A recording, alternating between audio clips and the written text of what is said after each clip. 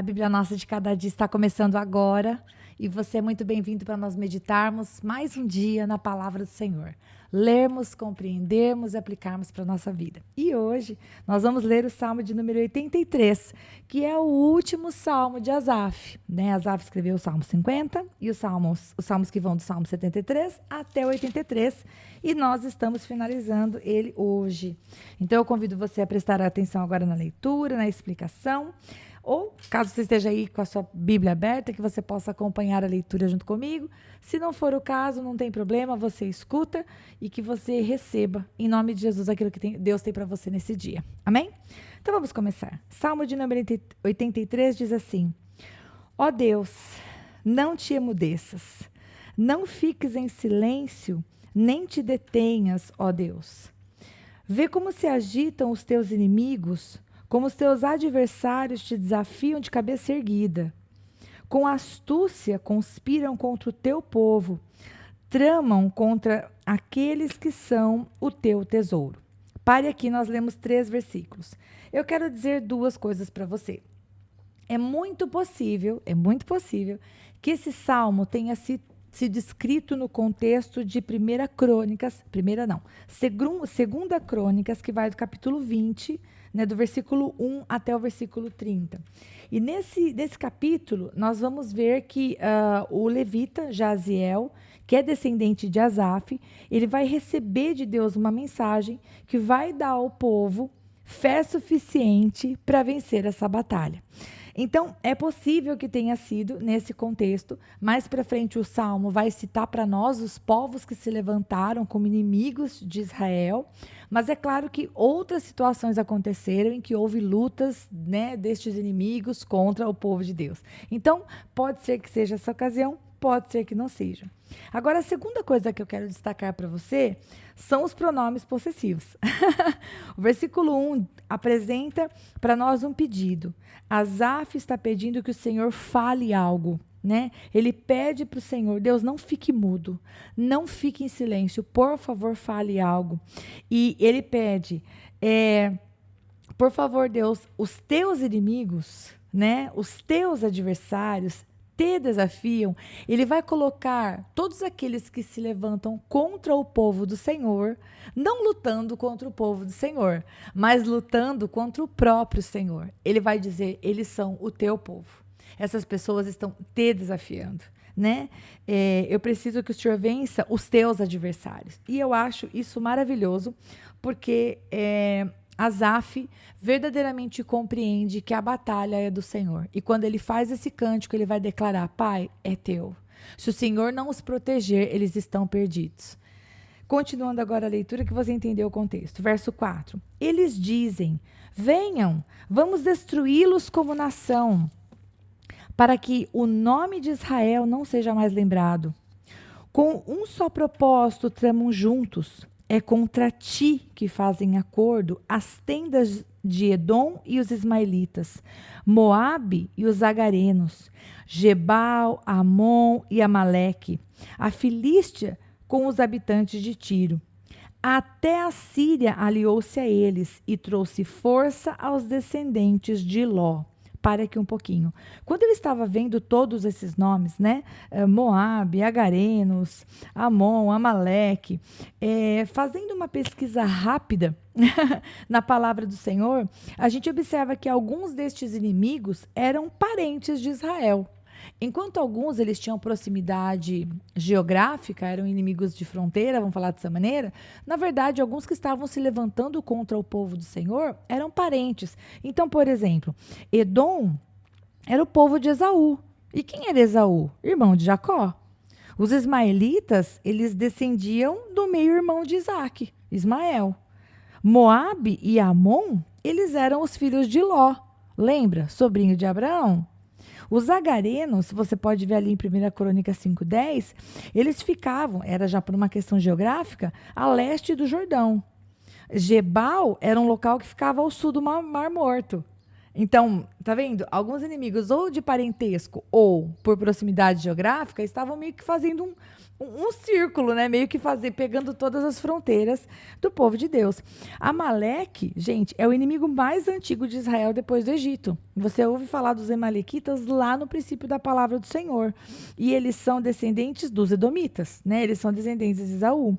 Então, enquanto alguns estavam ao sul e ao leste, ao sudoeste e ao noroeste estava a Filístia, estava Tiro e, claro, a Assíria, que era uma grande potência. Então, para nós aqui, gente, é só um amontoado de nomes, né? O versículo 6, o versículo 7, o versículo 8, é só um monte de nomes que está sendo dito.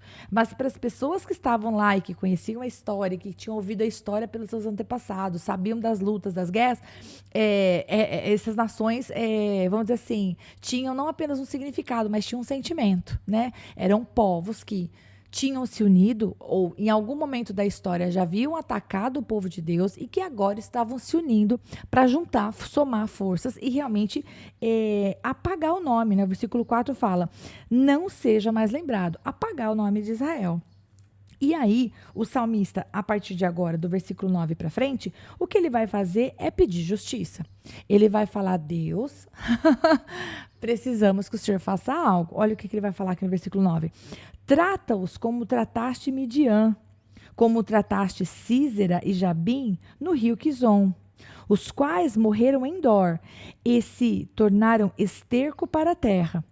Faze com os seus nobres o que fizeste com Oreb e Zebe, e com todos os seus príncipes, o que fizeste com Zebe e Zalmuna, que disseram, vamos apossar-nos das pastagens de Deus. Faze-os como folhas secas levadas no redemoinho, ó meu Deus, como palha ao vento. Assim como o fogo consome a floresta e as chamas incendeiam os montes, persegue-os com o teu vendaval e aterroriza-os com a tua tempestade. Cobre-lhes de vergonha o rosto até que busquem o teu nome, Senhor. Sejam eles humilhados e aterrorizados para sempre. Pereçam em completa desgraça. Para aqui, por favor. Antes nós lemos o versículo 18, que é o último, para no 17. Então, lá no princípio do versículo 9, o que ele começa a pedir é que Deus faça justiça, mas aqui Asaf começa a mencionar os milagres de Deus, né? Não sei se você... Gideão venceu Midian e os seus 4 príncipes com 300 homens, junto com Gideão. Estamos falando de um milagre, não estamos falando de um exército poderoso. Claro, Deus pode dar exércitos e armas, mas a verdade é que Deus fez proezas, milagres, coisas que que aquele povo podia dizer, isto não veio da mão do homem, isso só aconteceu, se a vitória aconteceu, foi porque Deus agiu.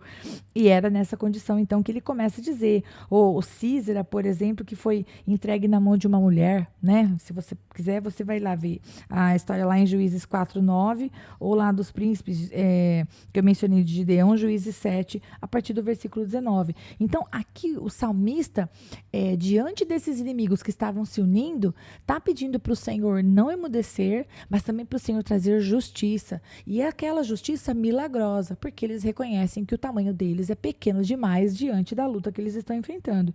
E aí, versículo 18, ele fecha com chave de ouro. Espera só um pouco, antes de eu falar do versículo 18.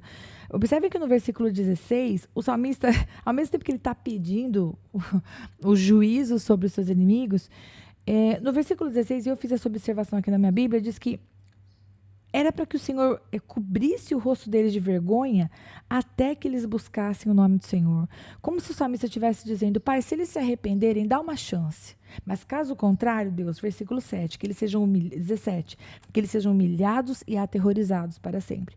E aí sim, o salmista fecha dizendo, Pai, saibam eles que tu, cujo nome é o Senhor, somente tu és o Altíssimo sobre toda a terra. E se você gosta de anotar significados, esse nome, cujo nome é o Senhor, este Senhor que está com todas as letras maiúsculas é Yahvé, que é o eu sou, né? O grande eu sou, o Deus suficiente.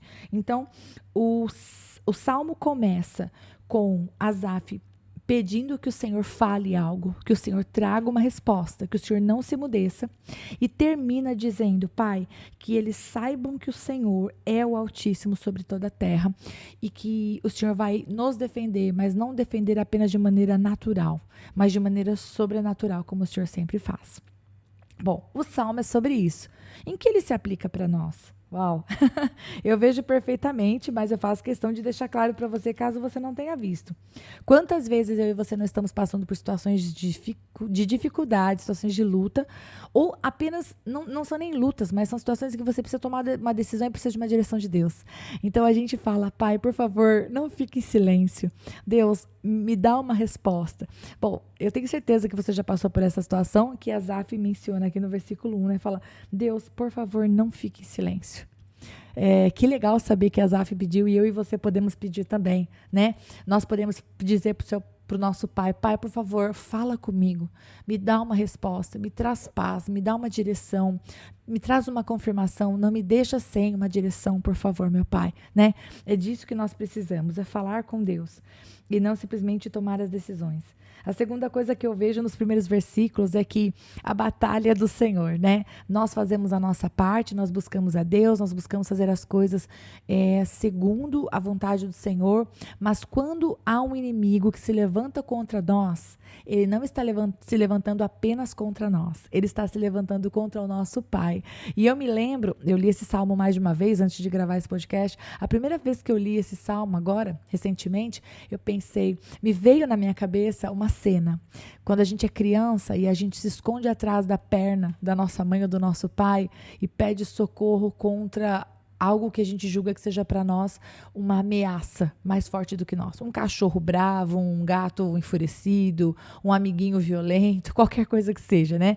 A gente se esconde atrás das pernas dos nossos pais, da nossa mãe, pedindo socorro, pedindo proteção. Quando eu li esse salmo e eu vi Asaf falando, apontando para Deus como se os inimigos fossem dele e não do povo dele, eu pensei, é sobre isso, né? Aqueles que se levantam contra nós, uma vez que nós somos filhos do Deus Altíssimo, amados do Senhor, uma vez que nós nos escondemos na sombra do Altíssimo, uma vez que nós buscamos andar segundo a vontade do nosso Pai, quem se levanta contra nós não está se levantando contra nós, está se levantando contra Ele. Então o que nós precisamos fazer é a mesma coisa que Asaf fez, correr para o Senhor e pedir ajuda.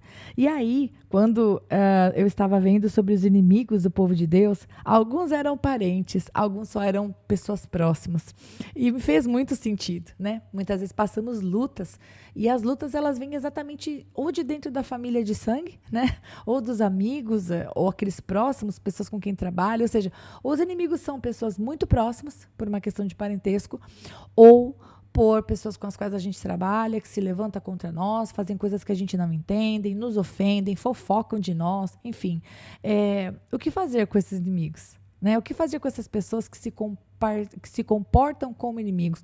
Porque muitas vezes não são exatamente inimigos, né, queridos? Às vezes estão tendo um dia mau, um momento difícil, e agem conosco com maldade, com dureza, enfim, de uma maneira que não deveriam. Bom, eu penso que esse salmo deixa para nós bem ilustrado. Nós podemos fazer como salmista e pedir que o Senhor julgue a nossa causa.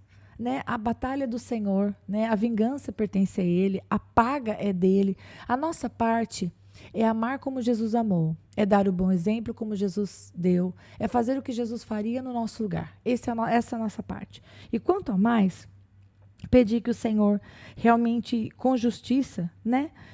Porque Ele é o eu sou, né? Ele é o Altíssimo sobre toda a terra, que Ele venha, em nome de Jesus, nos proteger, ser a nossa segurança, ser o nosso provedor, ser o nosso guarda, ser o nosso defensor, ser aquele que luta as nossas batalhas. A gente faz a nossa parte, a gente anda nessa terra como embaixador de Cristo, a gente anda representando o reino dos céus e a gente confia, a gente guarda no nosso coração, sabendo que o Senhor tem cuidado de nós. E Ele vai abater, Ele vai derrubar, Ele vai destituir de poder aqueles que se levantarem contra os filhos dele. No caso, eu e você. Lindo esse salmo, né? Eu me sinto abraçada pelo Senhor ao ler este salmo e pensar que eu posso me esconder em Deus contra inimigos maiores do que eu. Quando as pessoas ao redor se juntam contra mim, quando eu tenho a impressão, quando você tem a impressão que as pessoas definitivamente não estão a seu favor, estão contra você. Você tem um esconderijo, né? Aí me lembrei agora de João, acho que é 6,68, acho que é que Pedro fala, para onde nós iremos se só o Senhor tem as palavras de vida eterna? A gente não vai para lugar nenhum, a gente fica com o Senhor. Bom, Deus abençoe muito você e eu te espero aqui para nós meditarmos no Salmo de número 84, se o bom Deus permitir. Em nome de Jesus. Até mais.